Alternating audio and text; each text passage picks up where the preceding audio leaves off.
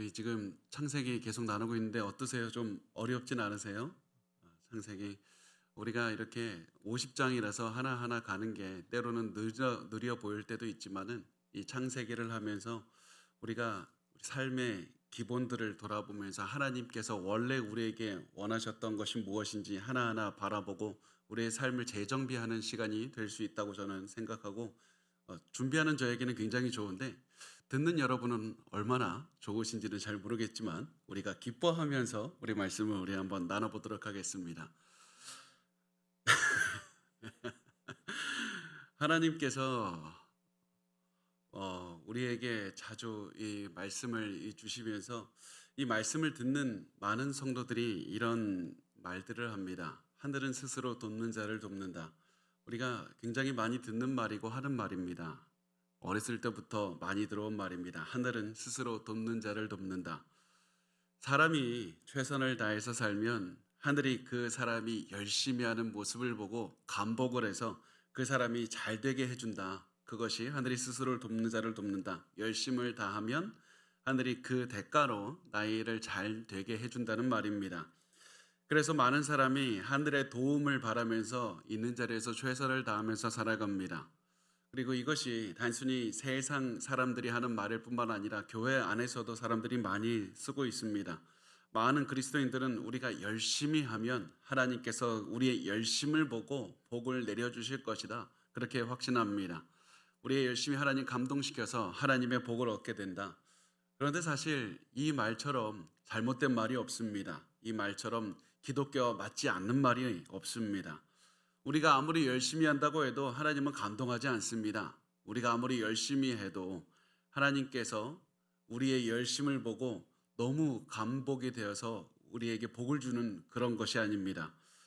우리의 열심, 사람의 그냥 열심은 오히려 죄를 짓게 만드는 겁니다. 우리에게 중요한 것은 열심보다 훨씬 중요한 것이 무엇이냐면 가장 먼저 나는 할 수 없습니다 라는 것을 인정하는 겁니다. 사람은 스스로 도울 수 없습니다. 나는 나의 능력으로 아무것도 할 수 없습니다. 나는 선한 것을 할 수 있는 것이 아무것도 없다는 사실을 먼저 인정하고 하나님 앞에 겸손하게 나가는 겁니다. 나는 죄인이라는 사실을 인정하면 그때 비로소 하나님께서 스스로 도울 수 없는 나를 위해서 하나님이 도와주시는 겁니다. 그래서 찰스 스펄전 목사님이라는 분은 이렇게 말씀하셨습니다. 하나님은 스스로 도울 수 없는 자를 도우신다. 우리가 스스로 도울 때 하늘이 우리에게 도움을 주는 것이 아니라 하늘은 자기 스스로 아무것도 할 수 없는 그런 사람들을 돕는다는 겁니다. 그래서 우리의 희망은 내가 열심히 하는 것이 아니라 하나님이 우리의 희망입니다. 단순히 내가 노력하는 것이 희망이 아니라 하나님께서 우리의 삶을 이끌어 주시고 우리의 삶에 능력을 주시고 우리의 삶의 모든 것을 베풀어 주시는 하나님이 바로 우리의 희망인 겁니다. 그래서 우리가 기억해야 될 것은 단순히 나 열심히 살았다. 나 지금까지 이제 무엇을 위해서 살아야 되는가? 이 모든 것들보다 가장 중요한 것, 나는 하나님 앞에서 나의 무능력을 인정하고 살아가는가? 하나님이 나의 희망으로 붙잡고 나는 살아가는가? 그것이 가장 중요한 겁니다. 그리고 그 하나님이 희망이라는 것이 오늘 우리가 나눌 이제 창세기 10장의 주제가 됩니다. 이 창세기 10장에 보면 인간이 계속해서 죄를 짓고 그리고 더 큰 죄를 짓고 11장에 가면 더 큰 죄를 짓습니다. 그런데 이렇게 스스로 도울 수 없는 인간들을 하나님께서 도와주신다. 이것이 창세기 10장과 오늘 우리가 나눌 그 창세기 11장 1절에서 9절까지 말씀을 통해서 드러나는 겁니다. 그리고 그 사실을 드러내기 위해서 성경이 어떤 이야기를 말하는 것이 아니라 족보를 사용합니다. 계보를 사용합니다. 노아의 아들들의 후손들의 그 족보를 사용해서 하나님이 희망 되심을 나타내고 있는데 그 말씀은 이렇게 시작을 합니다. 창세기 10장 1절 말씀을 보면 이렇게 시작합니다. 노아의 아들 셈과 함과 야벳의 족보는 이러하니라. 홍수 후에 그들이 아들들을 낳았으니. 자, 여기서 이제 족보가 이러면서 시작이 되는데 우리가 사실은 이 창세기를 읽을 때 가장 읽기 힘들어하는 부분이 바로 이 창세기 10장입니다. 발음하기도 어려운 이 사람들을 왜 굳이 이렇게 기록을 해놨습니까? 왜 이렇게 잔뜩 또 몰아놨습니까? 그것을 보면 우리가 여러 가지 이유를 알 수가 있는데 첫 번째 이유가 무엇이냐면 모세가 이 족보를 여기에 기록한 첫 번째 이유는 하나님이 희망이라는 사실을 드러내기 위해서 그렇습니다. 인간은 아무것도 할 수 없지만 하나님께서 희망이라 하나님께서 인간들을 위해서 모든 약속을 이루어 주신다는 것을 보여주는 겁니다. 자, 우리가 방금 전까지 어떤 장면이었냐면 노아가 방주에서 나왔습니다. 그래서 이 노아가 방주에서 나와서 아들들과 함께 이 작은 소수의 사람들밖에 없었는데 노아의 이 소수의 사람들이 순식간에 많은 사람들이 되어서 많은 지역에 퍼져 살게 되었다는 이 족보, 이 창세기 10장의 기록은 이스라엘 사람들에게 굉장히 큰 희망이 되는 겁니다. 왜냐하면 이 이스라엘 사람들이 섬기는 하나님은 온 세상의 하나님이지 한 지역의 하나님이 아니라는 사실을 볼 수 있기 때문에 그렇습니다. 하나님께서 한 가족을 통해서 온 많은 자손을 주시고 많은 지역에 퍼뜨려서 살게 하신 것을 보면 하나님께서 단순히 어떤 우리 지역에만 아니면 물의 신, 산의 신, 해의 신 그 정도 신이 아니라 온 땅을 다스리는 온 민족을 다스리는 위대한 하나님이라는 사실을 알 수가 있습니다. 그래서 이 하나님께서 모든 언어와 모든 민족을 다스린다는 사실을 강조하기 위해서 오늘 우리가 나누는 창세기 10장에는 총 70개의 민족이 나옵니다. 민족이 70개가 나오는데요. 민족이 70개인 이유는 70개의 민족밖에 그 당시 없어서 그런 게 아닙니다. 더 많은 족속들이 있었습니다. 더 많은 사람들이 존재했습니다. 그런데 70이라는 숫자가 완전함을 상징을 하는 겁니다. 숫자 7과 그리고 10이라는 숫자가 완전함을 상징하기 때문에 70이라는 이름을 사용한 겁니다. 70개를 통해서 인류 모든 민족을 하나님이 다스리신다는 것을 상징적으로 드러내고 있고 이스라엘 사람들이 어디를 가든지 지금 애굽에서 나와서 광야를 걸어가고 있는 이스라엘 사람들 너희가 어디를 가서 누구를 만나든지 하나님의 통치 아래 있다는 사실을 말씀을 해주고 있는 겁니다. 그래서 하나님이 희망이다 이것을 첫 번째로 말씀합니다. 두 번째 족보를 기록한 두 번째 이유는 이스라엘 민족에게 정체성을 심어주기 위해서 그렇습니다. 사람들이 이 정체성을 어떻게 알 수 있습니까? 자신의 뿌리, 자신의 조상을 보면 알 수 있습니다. 이스라엘 사람들에게 노아로부터 이 자신의 조상인 아브라함까지 이어지는 것을 보면서 자신의 조상, 자신의 정체성이 무엇인지를 알 수 있습니다. 세 번째 족보를 기록한 이유가 무엇이냐면 이스라엘 백성이 하나님의 은혜로 선택받았다는 사실을 보여주기 위해서 그렇습니다. 이스라엘은 선택받은 민족이었습니다. 이 70민족들, 70개의 이름들을 보면서 하나님께서는 이 사람도 선택할 수 있었고 저 사람도 선택할 수 있었고 다양한 사람들, 다양한 민족을 선택할 수 있었지만 하나님께서는 아브라함 한 사람을 결국 선택하게 되고 이스라엘은 아브라함의 자손들 중에서도 선택받은 사람들이었습니다. 그래서 우리가 여러 족속들 중에 이 선택을 받았다는 사실을 이제 10장을 통해서 드러내고 있는데 잘 우리가 생각을 해보면 하나님께서 아브라함을 선택하셨는데 어떠한 기준으로 하나님께서 이 민족들을 선택하십니까? 어떠한 기준으로 사람을 선택하십니까? 어떠한 기준이 없이 하나님의 은혜밖에 없는 겁니다. 아브라함이나 다른 사람들도 다 똑같은 죄인이었지만 이 하나님께서는 이 사람들을 선택할 이유가 하등의 이유가 없었지만 하나님께서는 은혜를 가지고 한 사람 한 사람 선택하셨고 그리고 나중에 아브라함이라는 한 사람을 선택하시고 이스라엘 민족을 선택해 주시는 겁니다. 그래서 광야를 걷는 이스라엘 사람들은 자신들이 선택받은 민족이다. 이 사실을 가지고 담대하며 살아갈 수가 있었습니다. 우리 주변에는 수많은 적군들이 있고 또 우리가 가는 길에는 가나안 땅이 있지만은 강력한 자들이 있지만 저들은 선택받지 못했다. 나는 선택이 받았다. 그래서 모세는 이 이야기를 통해서 두려워하지 말라고 담대하라고 저들이 아무리 강하더라도 너희는 할 수 있다고 하나님의 그 선택을 받은 족속이라고 말씀을 하는 겁니다. 그래서 이 족보가 단순히 사람들의 이름이 기록된 것이 아니라 우리에게 굉장히 큰 의미를 갖는 겁니다. 족보를 통해서 하나님께서 나를 선택해 주시고 나와 함께 하셔서 내가 오늘 누구를 만나고 어떤 일을 겪든지 다 이겨낼 수 있다는 사실을 깨닫게 하시는 겁니다. 그래서 하나님의 선택과 하나님의 은혜와 하나님의 희망이라는 사실을 통해서 족보가 우리에게 굉장히 큰 능력과 용기와 소망을 주는 말씀이 되는 겁니다.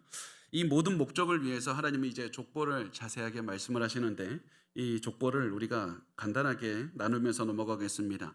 창세기 10장 2절에서 5절 말씀을 우리 같이 읽어보겠습니다. 시작. 야벳의 아들은 고멜과 마곡과 마대와 야완과 두발과 메색과 디라스요. 고멜의 아들은 아스그나스와 리밧과 도갈마요. 야완의 아들은 엘리사와 달시스와 기띔과 도단입니다. 이들로부터 여러 나라 백성으로 나뉘어서 각기 언어와 종족과 나라대로 바닷가의 땅에 머물렀더라. 아멘. 여러분 지금 입이 좀 꼬이는 걸 들었는데 잘 읽고 계시죠? 우선 우리가 알아야 될 것이 무엇이냐면 노아의 첫째 아들의 이름이 셈입니다. 둘째 아들이 야벳이고 셋째 아들이 함입니다. 셈, 야벳, 함 이게 순서입니다. 그래서 우리가 어떤 성경들을 보면 특히 영어 성경들 중에서는 이 야벳을 첫째로 하고 셈을 둘째로 하고 함을 셋째로 하는 경우들이 있는데 많은 학자들도 그렇고 저도 히브리 문법 이런 것들을 볼 때 셈이 첫째고 야벳이 둘째고 함이 셋째라고 우리가 결론을 내릴 수가 있습니다. 그래서 우리가 이것을 보고 이 일반적인 순서대로 족보를 나열했다면 가장 먼저 누구 먼저 얘기하겠습니까? 첫째 아들, 둘째 아들, 셋째 아들 이렇게 족보를 나열하는 게 맞습니다. 그런데 성경은 가장 먼저 야벳부터 이야기를 하고 그 다음에 함을 이야기를 하고 그 다음에 셈의 족보를 이야기를 합니다. 왜냐하면 우리가 족보를 볼 때 한 가지 기억해야 될 것이 있는데 창세기에 나오는 족보는 항상 제일 중요한 사람이 뒤에가 있습니다. 그 사람이 장자든지 아니든지 항상 창세기는 제일 중요한 사람, 선택받은 사람, 이스라엘 민족과 가장 연루가 연관된 사람은 뒤에가 있습니다. 그래서 약속의 후손이 오는 셈의 자손은 바로 제일 뒤에가 있는 마지막에 소개하기 위해서 다른 자손들을 먼저 소개하고 있는 겁니다. 그러면서 우리가 이제 야벳의 아들을 보고 또 우리가 이 부분에서 우리가 알 수 있는 것이 5절에 보면 각기 언어와 종족과 나라대로라는 표현이 나온다는 겁니다. 각기 언어라는 단어를 보면서 우리가 알아야 되는 게 뭐냐면 바벨탑 사건 이후구나 이것을 볼 수가 있는 겁니다. 노아의 후손들은 모두 한 가족에서 태어났습니다. 하나의 언어를 쓰는 가족입니다. 그래서 이들에게서 이 자손들이 태어났기 때문에 모두가 다 하나의 문화를 가지고 있고 하나의 언어를 가지고 있습니다. 이들이 언어가 달라진 것은 바벨탑 사건 이후입니다. 그래서 지금 각기 언어가 이렇게 나왔다라고 표현한 것은 이 글을 쓰는 때가 바벨탑 사건 이후에 그래서 언어가 다 혼잡하게 된 이후에 이 글을 쓰고 있다. 이것을 바벨탑 사건은 진작에 일어난 일이라는 것을 전제하면서 이야기를 진행하고 있는 겁니다. 자, 그러면서 우리가 좀 이 말씀을 보면 어떤 분들은 이 야벳과 함과 이 셈의 이 살았던 지역 그런 것들을 좀 자세하게 다루기도 하는데 저는 여기에서 우리가 좀 창세기의 큰 그림 흐름을 보고 있기 때문에 어떤 지역에 대해서 보기보다는 이 내용의 전체적인 흐름에 대해서 우리가 집중하면서 보도록 하겠습니다. 자, 그 다음에 이제 모세가 야벳에 대해서 말을 한 다음에 함의 자손들에 대해서 말을 합니다. 6절과 7절은 이렇게 말씀을 합니다. 함의 아들은 구스와 미스라임과 붓과 가나안이요 구스의 아들은 스바와 하윌라와 삽다와 라하마와 삽드가요 라하마의 아들은 스바와 드단이요.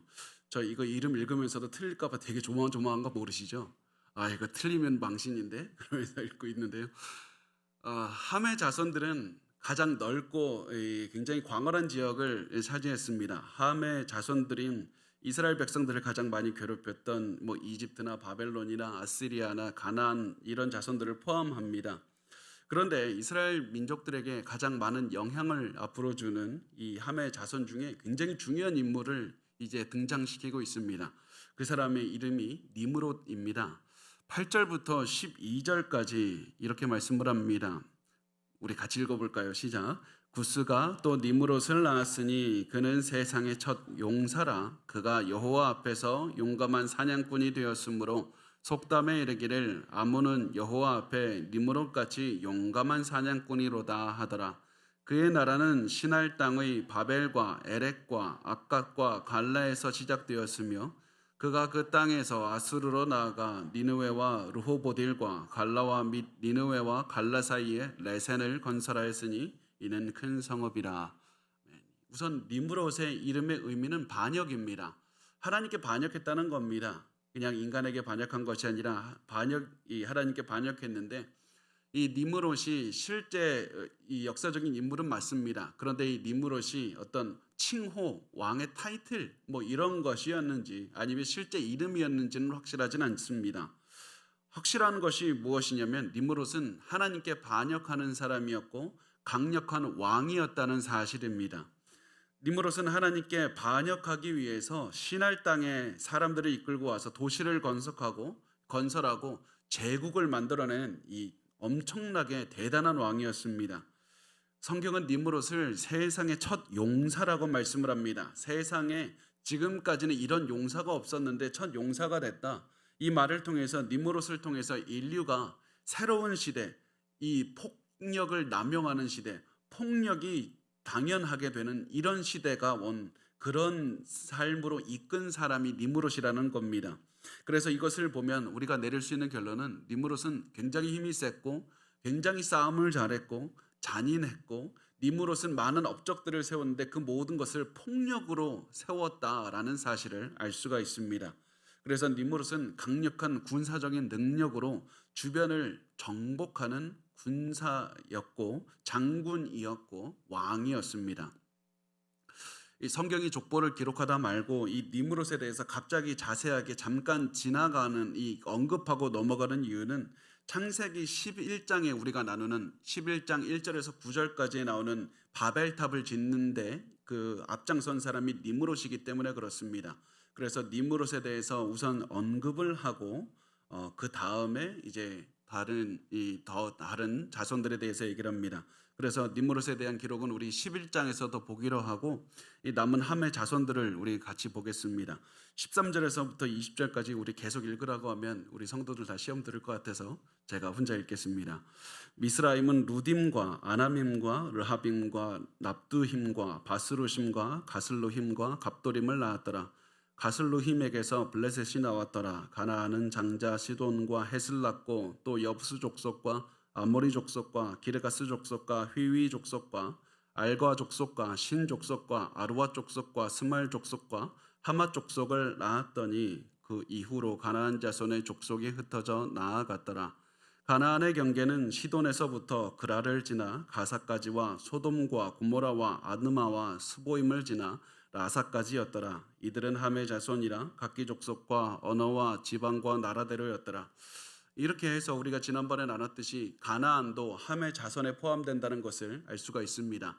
그래서 이스라엘 민족과 가장 많은 대립한 족속이 함의 족속, 가나안 족속 여기서 등장하고 그래서 하나님께서 가나안 족속까지 언급하셔서 너희가 앞으로 만날 가나안 사람들 두려워하지 마라. 그들 하나님께서 만드신 사람들이고 그들 하나님께서 다스리는 사람들이라는 사실을 말씀을 합니다. 그렇게 한 다음에 마지막으로 성경은 셈의 후손에 대해서 말씀을 합니다. 21절에서 30절까지 말씀입니다. 셈은 에벨 온 자손의 조상이요 야벳의 형이라. 그에게도 자녀가 출생하였으니 셈의 아들은 엘람과 아수르와 아르박삭과 룻과 아람이요 아람의 아들은 우스와 훌과 게델과 마스며 아르박삿은 셀라를 낳고 셀라는 에벨을 낳았으며 에벨은 두 아들을 낳고 하나의 이름은 벨렉이라 하였으니 그때 세상이 나뉘었으며 벨렉의 아우의 이름은 욕단이며 욕단은 알모닷과 셀렙과 하살마웻과 예라와 하도람과 우살과 디글라와 오발과 암비마엘과 스바와 오빌과 하윌라와 요밥을 낳았으니 이들은 다 욕단의 아들이며 그들이 거주하는 곳은 메사에서부터 스발로 가는 길의 동쪽 산이었더라. 앞에서도 언급했듯이 이제 성경이 첫째인 셈의 후손에 대해서 마지막에 이제 기록을 합니다. 이 이유는 앞에 말씀하셨듯이 셈의 후손을 통해서 여자의 자손, 여자의 후손, 창세기 3장 15절에 나오는 이 원시복음, 여자의 씨가 셈의 후손을 통해서 오기 때문에 그렇습니다. 그래서 모세는 셈의 아들들 중에서도 아르박삿이라는 사람에게 집중하고 아르박삿의 후손 욕단과 벨렉 중에서 하나님의 선택을 받은 이제 벨렉의 계보를 이제 나누는데 이때 여기서 이런 부분이 나옵니다. 이 벨렉을 보면 그때 셀라는 에벨을 낳았으며 에벨은 두 아들을 낳고 하나의 이름을 벨렉이라 하였으니 그때 세상이 나뉘었으며 그때 세상이 나뉘었다. 그때 세상이 나뉘었다는 것은 그때 언어가 서로 나뉘었다. 바벨탑 사건이 이때 일어났다는 것을 보여주고 있습니다. 그래서 벨렉이라는 이름 자체도 나뉘다라는 단어에서 온 말이기 때문에 우리가 이 벨렉 시대에 바벨탑 사건이 일어나서 사람들의 언어가 나뉘었다는 것을 유추할 수가 있습니다.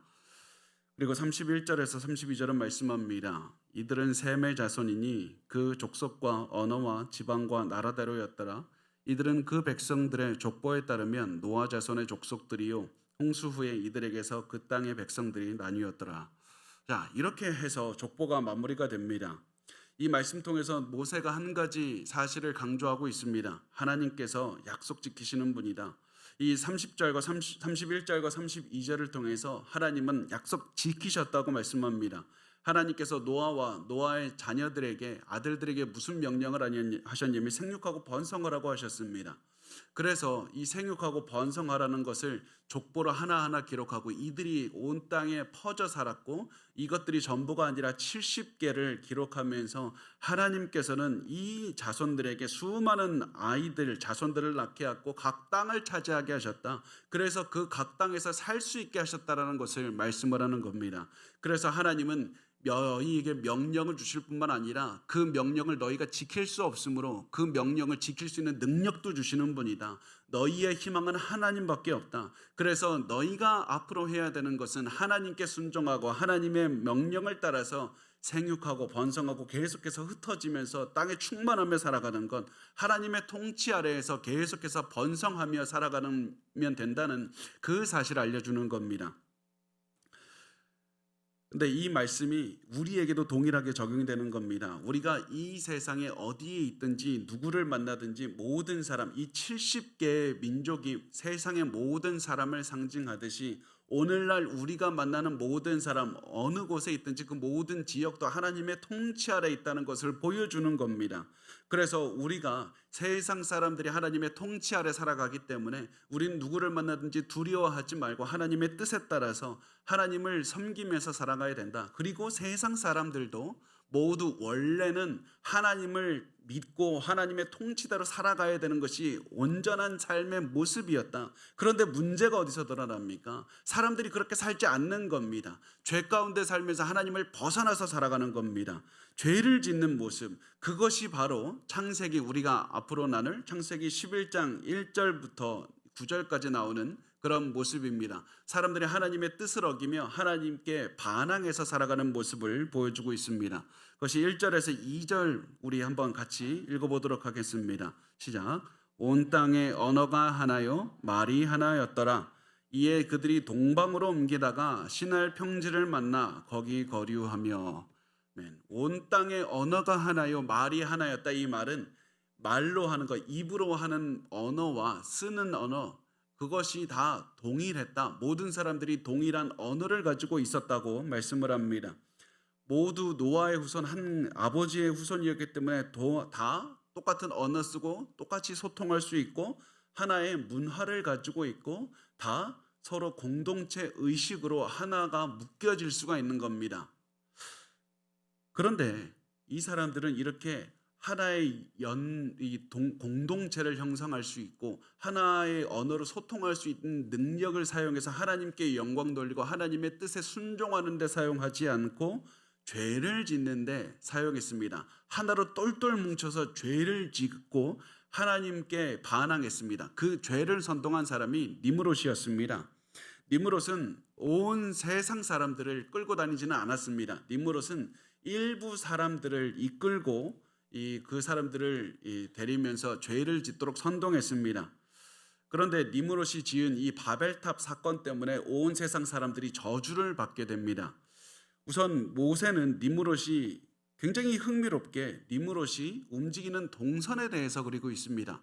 니므롯이 그냥 신할 땅으로 왔다 이렇게 말하지 않고 동방으로 옮기다가 동쪽으로 가다가 서쪽에서 동쪽으로 가다가 신할 땅으로 옮겼다고 말을 합니다. 왜 방향에 대해서 얘기를 합니까? 방향에 대해서 이야기하는 것, 동쪽을 이야기하는 이유는 창세기는 동쪽, 창세기에서 동쪽은 죄를 짓는 사람이 쫓겨가는 곳이 동쪽이고 그리고 죄가 있는 곳이 동쪽입니다. 그래서 아담이 죄를 짓고 어디로 갔습니까? 에덴의 동쪽으로 갔습니다. 가인도 아벨을 살해하고 동쪽으로 갔습니다. 롯이 아브람과 헤어지고 동쪽으로 가서 소돔과 고모라가 있는 지역에 정착했습니다. 동쪽은 죄가 있는 사람들이 가는 곳이고 죄가 있어서 죄의 결과를 체험할 수밖에 없는 나쁜 곳을 말할 때 동쪽을 의미합니다. 그래서 모세가 지금 니므롯이 이끄는 사람들이 동쪽으로 가고 있습니다. 그것을 언급해서 무슨 얘기를 하는가? 이 사람들 지금 하나님으로부터 멀어지고 있다. 죄가 있는 곳으로 가고 있고 하나님으로부터 일부러 멀어져서 죄가 가득하며 살아가고 있다는 사실을 강조하고 있는 겁니다. 그래서 하나님을 반대하는 죄를 짓고 있었는데요. 이들이 지었던 죄에 대해서 3절과 4절은 이렇게 말씀을 합니다. 서로 말하되 자 벽돌을 만들어 견고히 굽자 하고 이에 벽돌로 돌을 대신하며 역청으로 진흙을 대신하고 또 말하되 자 성읍과 탑을 건설하여 그 탑 꼭대기를 하늘에 닿게 하여 우리 이름을 내고 온 지면에 흩어짐을 면하자 하였더니, 자 여기서 이들이 성읍과 탑을 건설하고 그 탑의 꼭대기를 하늘에 닿게 하자고 했습니다. 하늘에 닿는 높은 탑을 건설하는 목적이 두 가지가 있었는데, 하나 우리 이름을 내는 것, 두 번째 온 지면에 흩어짐을 면하는 것이었습니다. 우리 이름을 내고 온 지면에 흩어짐을 면하는 것, 이 두 가지가 잘못된 건데 왜 잘못된 것인지 우리 간단하게 하나씩만 보겠습니다. 첫 번째, 이 사람들이 우리 이름을 내고 자신들의 이름을 내고 싶었습니다. 여기에서 이름을 낸다는 것은 우선 명예를 갖는 겁니다. 그런데 단순한 명예가 아니라 죽음 이후에 자기의 이름을 남기는 것을 의미합니다. 자신들이 거대한 건축물을 만들어서 영원히 남는 명예를 갖고 싶다는 겁니다. 이게 무슨 의미겠습니까? 왜 사람들이 영원히 남는 명예를 갖고 싶어 합니까? 사람들이 영생하고 싶어 하기 때문에 그렇습니다. 영원히 살고 싶은데 영생하지를 못하니까 나의 이름을 영원히 남기고 싶다는 겁니다. 문제가 무엇입니까? 사람들은 하나님과의 관계를 회복해서 많이 영생을 소유할 수가 있는 겁니다.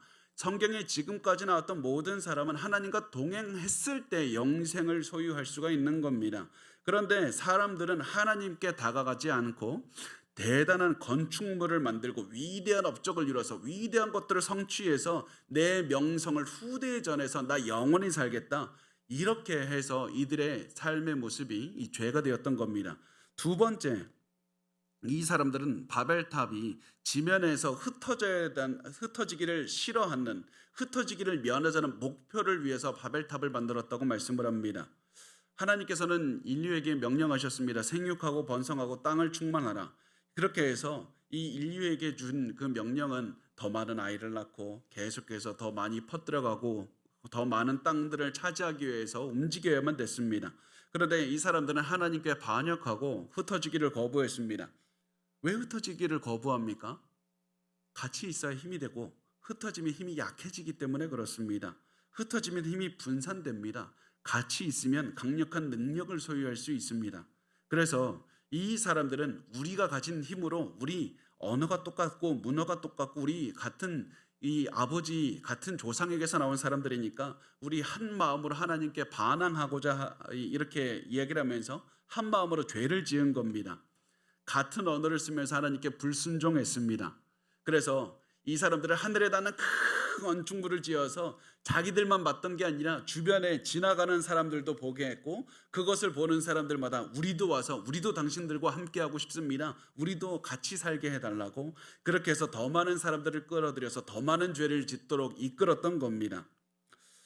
이렇게 해서 지어진 건축물이 무엇이냐면, 이 많은 대부분의 학자들은 이 니므롯이 주도해서 만든 건축물을 이 지구라트라고 확신을 합니다. 사진을 보여주시겠어요? 이 지구라트의 하나의 모습인데, 이 지구라트가 무엇이냐면 이 탑입니다. 그런데 우리가 보면 저런 탑을 지으면 저 안에 사람이 들어가서 여러 개의 방이 있고 살 것 같지만 저 안은 이게 가득 메워져 있습니다.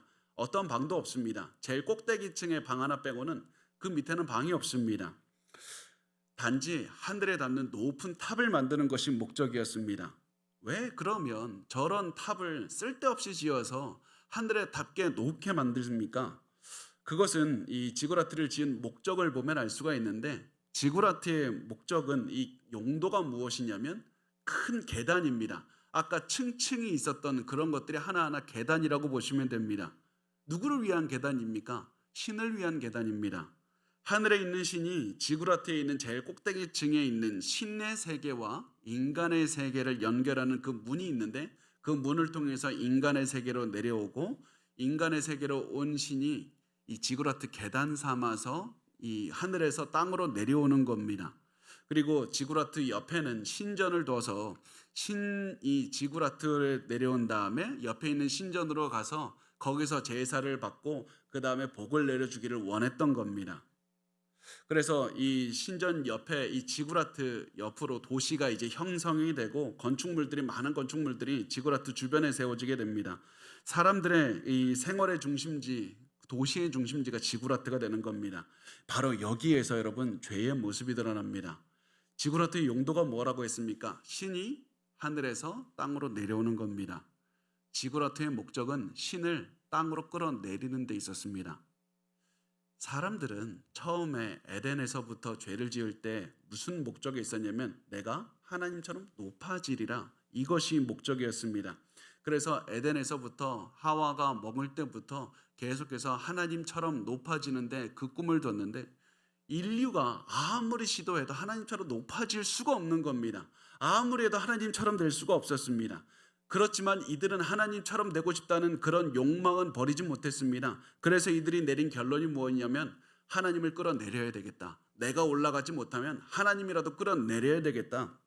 하나님을 사람처럼 끌어내려서 하나님이 세상에 저 하늘에 거하시고 온 세상을 통치하시는 분이 아니라 문이 필요하고, 문에서 이 땅으로 내려올 때까지 계단이 필요하고, 계단에서 신전으로 걸어가야 되고, 이렇게 해서 하나님을 마치 인간의 하나처럼 만들어버리는 겁니다. 지구라트는 인간이 하나님처럼 교만하게 되기 위해서 만든 상징이었고 하나님을 대적하는 그런 상징이었습니다. 그래서 그것이 이 바벨탑이 하나님에 대항하는 그런 상징이 되었던 겁니다. 하나님은 이런 사람들의 모습을 보시고 이들을 처벌하기로 하셨습니다. 그것이 5절부터 9절까지 나와 있는데 우리 같이 읽겠습니다. 시작. 여호와께서 사람들이 건설하는 그 성읍과 탕을 보려고 내려오셨더라. 여호와께서 이르시되 이 무리가 한 족속이요 언어도 하나이므로 이같이 시작하였으니 이후로는 그 하고자 하는 일을 막을 수 없으리로다. 자, 우리가 내려가서 거기서 그들의 언어를 혼잡하게 하여 그들이 서로 알아듣지 못하게 하자 하시고, 여호와께서 거기서 그들을 온 지면에 흩으셨으므로 그들이 그 도시를 건설하기를 그쳤더라. 그러므로 그 이름을 바벨이라 하니 이는 여호와께서 거기서 온 땅의 언어를 혼잡하게 하셨음이니라. 여호와께서 거기서 그들을 온 지면에 흩으셨더라. 사람들이 우리는 하늘에 닿는 높은 탑을 쌓았다, 이 위대한 탑을, 이 엄청난 것을 성취했다, 그러면서 막 자랑하고 있었습니다. 그런데 뭐라고 말씀을 하냐면 하나님께서 사람들이 건설하는 그 성읍과 탑을 보려고 내려오셨더라. 탑을 하나님이 보시기에 너무 작고 초라한 벽돌로 지은 것이었습니다. 흙으로 지은 작은 탑에 불과했습니다. 그래서 성경은 일부러 하나님께서 그 탑을 보려고 하늘에서 이렇게 내려오셔서 보셨다고 말씀을 합니다. 이것을 통해서 우리에게도 말씀을 하는 겁니다. 이 우리가 보기에 어떠한 것이 대단한 것 같고 엄청난 성취인 것 같지만 하나님이 보시기에 아무것도 아닐 수 있다. 너희들은 너희 손으로 위대한 것을 이뤄서 우리가 하나님처럼 됐다, 우리가 위대한 것들을 이뤘다, 이렇게 이야기를 하지만 하나님께서는 그 일이 너무나도 작은 일이고 단순히 죄를 짓는 것에 불과하다는 것을 볼 수가 있다는 겁니다. 그 증거로 우리가 보면 많은 과학의 발전을 이루고 여러 가지 생명을 가지고 조작하면서 많은, 우리가 이제 신의 영역에 이뤘다고 말하지 않습니까? 사람들이 그렇게 주장하지만 하나님께서는 무에서 유를 창조하신 분입니다. 사람 그 어느 누구도 있는 것을 조작할 뿐이지 무에서 유를 창조할 수는 없는 겁니다. 그래서 사람들이 아무리 무엇인가 많은 것들을 이뤘다라고 자랑한다 할지라도 하나님께서 보시기엔 너무나도 작고 초라한 것이다. 그래서 우리가 무엇을 이뤘다고 해서도 우리가 과시할 필요 없습니다. 교만할 필요 없습니다. 하나님 앞에서 겸손하게 하나님이 희망이라는 사실을 가지고 살아내기만 하면 되는 겁니다. 그래서 우리가 이렇게 살기 위해서 무엇이 중요한가? 무엇이 중요하냐면 하나님의 시선으로 내 인생을 바라보는 것이 너무 중요합니다. 내가 지금 하나님의 뜻대로 살아가고 있는가 아니면 내 인생에 바벨탑을 쌓고 있는가 보기 위해서는 하나님의 눈으로 내 삶을 바라보는 것이 중요합니다. 내가 지금 무엇이든지 내 자랑하는 것을 통해서 하나님을 영광 돌리고 있는지 아니면 내가 내 자아, 내 교만, 내가 이런만한 것들 이뤘다고 하면서 바벨탑을 지은 사람과 똑같이 나도 이런 사람들에게 명예를 높이기 위해서 살고 있는지 그것을 돌아보야만 됩니다. 만약에 우리가 지금 잘못된 삶을 살고 있으면 그거 당장에 무너뜨리고 아무리 위대한 바벨탑과 같은 사람들의 이 굉장히 사람들을 놀라게 하는 것이 있다 할지라도 그거 포기해야 됩니다. 그런데 우리가 살다 보면 이렇게 포기하는 것 절대 쉽지 않습니다. 우리의 교만, 우리의 자랑 이런 거 포기하는 거 결코 쉽지 않습니다. 왜냐하면 이것들이 괜히 자랑이 아닙니다. 우리가 왜 괜히 교만한 게 아닙니다. 이 모든 것들은 우리가 엄청나게 오랫동안 노력해서 이룬 것이기 때문에 그렇습니다. 우리가 굉장히 우리 인생 통틀어서 자랑스러워하는 것인데 그것을 어떻게 쉽게 포기할 수 있겠습니까? 그거 잘못한 것이라고 인정할 수가 있겠습니까? 그거 결코 쉽지 않습니다. 그렇지만 우리가 이런 삶을 살아간다면 계속해서 잘못된 길을 걸어갈 수밖에 없다. 우리 인생에서 위대한 바벨탑을 짓고 사람들이 인정받는 것 같지만 그거 보고 하나님께서 너무나도 초라하다. 너의 인생은 부족한 인생을 살았다. 이런 인정을 받을 수밖에 없다. 그래서 우리는 그 사실을 기억하고 우리에게 중요한 것은 내가 평생 이뤄낸 것, 내가 자랑하는 것, 내가 성취하는 것이 아니라 하나님의 인정받는 게 중요하다. 그 사실을 가지고 아무리 우리가 자랑하는 것, 교만하게 만드는 것 어려워도 포기하셔야만 됩니다. 계속해서 포기해야 됩니다. 그러면 어떻게 그것을 하나님의 관점에서 볼 때 잘못된 것인 것을 알고 포기할 수 있는 힘도 생기는가? 그것은 우리가 너무나도 간단합니다. 기도하고 말씀밖에 없습니다. 기도와 말씀밖에 없습니다. 항상 말씀을 그냥 읽지 마시고 하나님 말씀을 통해서 내 인생에 부족한 부분이 있습니까? 나 잘못 살고 있는 거 있습니까? 깨닫게 해주십시오. 그 마음으로 계속 말씀을 읽으셔야만 됩니다. 그리고 그 말씀을 통해서 잘못된 부분이 드러났을 때 기도하셔야만 됩니다. 하나님 나 잘못 살지 않도록 내 인생 더 이상 낭비하지 않도록 말씀대로 살아갈 수 있도록 내게 힘을 달라고 기도하셔야만 됩니다. 그때 하나님의 뜻대로 살아갈 수 있는 능력을 얻는 겁니다. 그때 우리 인생에서 바벨탑을 만들질 않는 겁니다. 그렇지만 이 사람들은 그렇게 하지 않고 계속해서 교만의 죄를 지었고 하나님께서는 결국 이들이 죄를 짓는 것을 막으려고 하셨습니다. 더욱 타락하는 것을 막기를 원하셨습니다. 그리고 하나님께서는 그 사람들을 막기 위해서 바벨탑을 무너뜨리진 않았습니다. 만약에 바벨탑을 무너뜨리면 또 다른 바벨탑 지으면 됩니다. 하나님은 바벨탑을 무너뜨리지 않고 언어를 흩트기를 원하셨습니다. 그 문제의 중심에 언어가 있다고 보신 겁니다. 그래서 하나님은 이렇게 말씀합니다. 이 무리가 한 족속이요 언어도 하나이므로 이같이 시작하였으니 이후로는 그 경영하는 일을 금지할 수 없으리로다. 이 사람들이 너무 악해서 가만히 두면 더욱더 많은 일들을 악한 일들을 할 것이니까 이제는 이 사람들의 더욱 악해지는 것을 막기 위해서 언어를 다르게 하셔서 언어를 혼잡하게 하신다, 흩으신다고 말씀을 하십니다. 그래서 지금까지는 모두 같은 조상을 가지고 있어서 동일한 언어를 썼지만 이제부터는 다른 언어를 갑자기 세상 모든 사람들이 다른 언어를 쓰게 됩니다. 수백 년, 수천 년에 걸쳐서 언어가 발전해서 다른 언어가 갑자기 생겨난 오랫동안 하나의 언어에서 천천히 다른 언어로 바꿔졌던 것이 아니라 갑자기 여러 언어들이 생겨났던 겁니다. 그래서 순식간에 사람들은 다른 언어를 갖게 됐고 서로 이해할 수 없었고 어쩔 수 없이 흩어졌다. 이것을 보여주고 있습니다.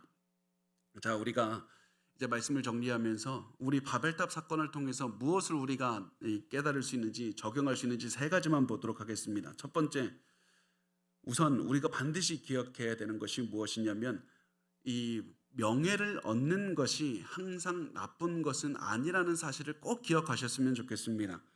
성경에서 바벨탑을 같이 나누고 묵상하는 많은 분들, 많은 설교자들도 명예를 얻는 것 자체가 항상 악한 것이라고 그렇게 그 인상을 줄 때가 참 많이 있습니다. 그렇지만 이 사람들 바벨탑에서 사람들이 명예를 얻으려고 했던 것이 죄였던 이유는 이들이 하나님께 영광 돌리지 않고 자기들이 그 명예를 얻고 자기들이 악한 목적을 위해서 명예를 얻기 위해서 그랬던 겁니다. 우리가 명예를 무엇인가를 성취해서 명예 얻는 것 나쁜 것 아니고 좋을 때가 많습니다. 우리가 많은 것 성취해서 후대에 좋은 것 남길 수 있으면 좋은 겁니다. 우리가 선한 것을 많이 이뤄서 주변 사람들이 여러분의 이름을 듣고 좋은 영향을 받고 좋은 명예를 이게 얻을 수 있으면 좋은 겁니다. 하나님께 우리가 명예를 얻으려는 단 하나의 목적, 하나님께 영광 돌리는 것이라면 그 명예 좋은 겁니다. 우리가 하나님께 영광 돌리시고 복음 증거하기 위해서 많은 것들을 성취하시고 많은 명예를 얻을 수 있고 그 명예를 또한 사용해서 복음을 증거하는 데 사용하시면 됩니다. 그래서 여러분이 계속해서 또 가정에서도 말씀을 순종하는 삶을 살아서 후손들에게도 좋은 믿음의 유산을 남겨주시는 그런 삶을 사신다면 그거 좋은 겁니다. 그래서 여러분이 그런 삶을 사시고 명예를 얻는 것 자체가 목적이 아니라 하나님의 영광 돌리기 위해서 복음 증거하기 위해서 명예를 얻으시는 그런 삶을 사시면 됩니다. 그 다음에 우리가 그렇다면 우리가 명예를 얻기 위해서 보통 하는 성취가 무엇입니까? 많은 분들이 명예를 얻기 위해 세상에서 이 좋은 선한 명예를 얻기 위해서 많은 분들이 하는 게 당연히 선한 삶이 있지만 또 두 번째로 우리가 알 수 있는 것이 돈을 많이 버는 겁니다. 돈을 많이 버는 성취를 통해서 많은 명예도 얻을 수 있습니다. 여기서 우리가 반드시 또 알아야 되는 것이 돈을 많이 버는 것도 좋은 겁니다. 마치 우리가 복음을 믿고 우리가 그리스도인이 되면 돈을 많이 버는 것 자체, 돈을 많이 벌려는 그 욕심, 그 마음 자체가 악한 것이라고 볼 때가 있습니다. 돈을 많이 버는 것은 괜찮지만 돈을 많이 버는 목적이 중요한 겁니다.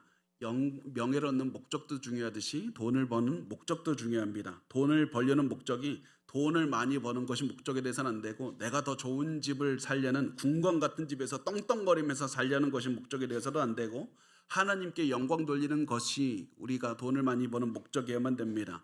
복음 전하기 위해서 돈 많이 벌면 됩니다. 많은 사람들에게 나눠주기 위해서 돈 많이 벌 수 있습니다.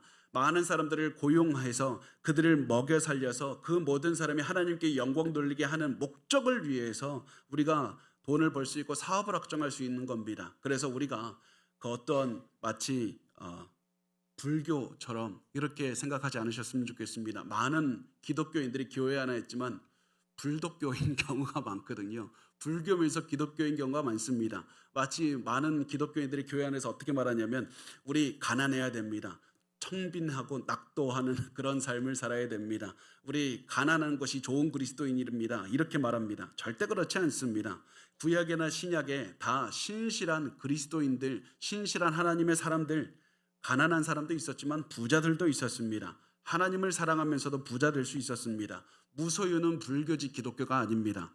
무슨 소유든지 버려서 가난하게 되는 것이 하나님께 신실한 사람이 되는 것이 아니라 무엇을 하든지 하나님께 영광 돌리는 인생을 살 때 우리가 가난하게 살든 부자로 살든 하나님께 영광 돌리는 하나님의 인정을 받는 인생을 살 수 있다는 겁니다. 그것을 기억하시기 바랍니다.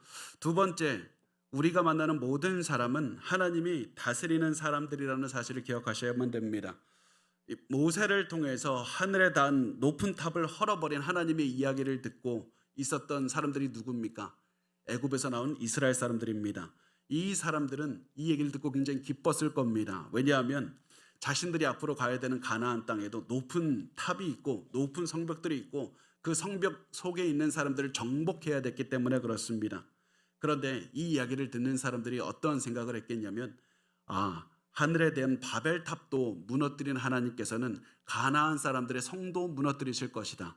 그래서 우리는 두려워하거나 낙심할 필요가 없다. 우리의 희망은 나의 능력이 아니라 하나님이 되신다. 그래서 하나님을 믿고 하나님의 능력을 의지해서 하나님께 희망을 가지고 살아갈 수가 있었고 그것이 우리의 삶이어야만 됩니다.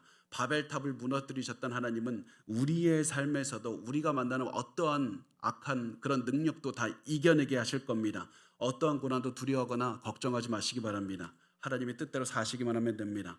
마지막 세 번째, 세상 사람들을 하나님의 뜻대로 이끄셔야만 됩니다. 성경은 창세기 10장의 족보를 통해서 세상 모든 사람들이 하나님의 뜻을 따라서 살아가는 게 당연하다고, 하나님께서 복을 줘서 많은 자손들을 가질 수 있었고 널리 퍼져서 살 수 있다고 말씀을 합니다.